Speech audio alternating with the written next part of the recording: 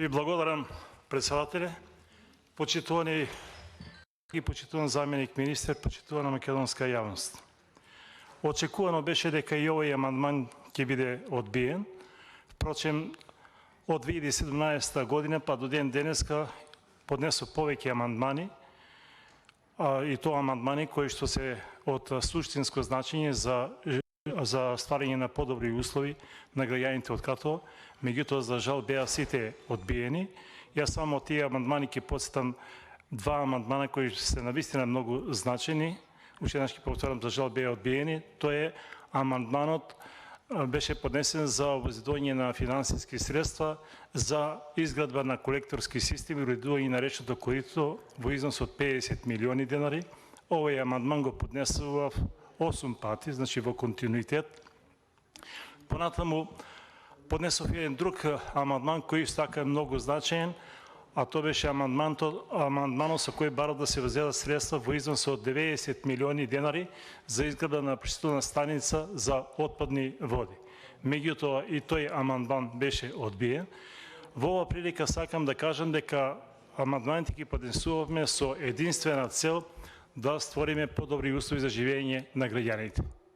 Јас само сакам да ви кажам дека да ве потсетам дека јас доаѓам од Кратово, еден град кој што е еден од најстарите не во Македонија, но и во Балканот, и кој располага со едно огромно или со едно богато културно наследство, во кој доминира во тоа културно наследство, мостовите доминират и кулите и подземните тунели, и затоа уште градот Кратово се нарекува град на мостови и кули. Овој амандман сега што го поднесувам, исто така ќе зборам и за него, ќе дадам образложение. Сакам да кажам дека е од суштинско значење и ние сакавме сега со решавањето на овие инфраструктурни проблеми да ги подобриме условите за еден подобар живот, за да можат граѓаните да ги на некој начин задржиме во градот. Ја и во оваа прилика ќе сакам да кажам дека тие културно-историски споменици многу туристи се сакаат да ги посетат. Пред пандемијата имавме значителен број на туристи кои доаѓаа. Меѓутоа, од темата не сакам да излегувам, но само ќе напоменам дека посебна приказна е тоа одржувањето на тие културно-историски споменици. Многу тие културно-историски споменици се оставени на забот и можам да кажам слободно дека се наоѓаат во една алармантна состојба. Сакам да потенцирам и да кажам дека за зачувување на ова културно наследство на мостовите и кулите беше и донесен закон за заштита на културното наследство во Кратово. Меѓутоа, тој закон помина 5 години, нема никаква имплементација. Сега конкретно да зборувам, сакам да дадам образложение за овој амандман. Со овој амандман кажа во воведот дека треба да се обезбедат средства во износ од 15 милиони и 195 денара за реконструкција на две улици. Тоа всушност е една улица која се надврзува една на друга, до друга. Оваа улица ја користат околу 2000 луѓе, плюс се користат луѓето кои што живеат во 5 планински села и плюс да ги додам и туристите. Оваа улица, да речем, е главната артерија на градот и најмногу е фреквентна. Корисници се негде околу 2000 луѓе, така да потребата од обезбедување на овие финански средства за реконструкција на оваа улица, таа потреба е неопходна.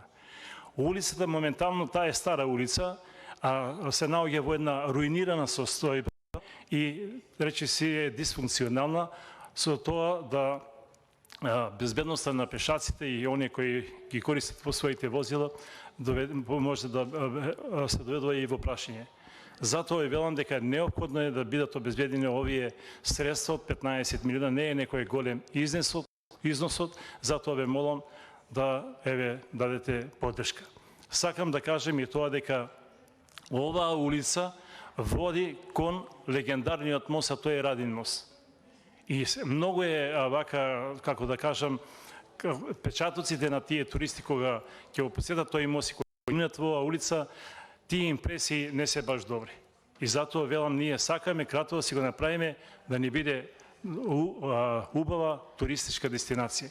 Ама тоа ќе го направиме само кога ќе ги создадеме овие услови за кои што сега зборувам. За изградба на колекторски систем, за изградба на речно корито, за уредување на улиците, веќе тогаш ќе можеме да зборуваме дека во Кратово има пристојни услови за живење. Сакам и ова да кажам дека за ова улица е направена целокупна техничка документација од основен проект, ревидиран проект, значи ревизија му е извршена, понатаму конзерваторско одобрение, основен проект за сообраќајниот режим и така да не многу одзимам време.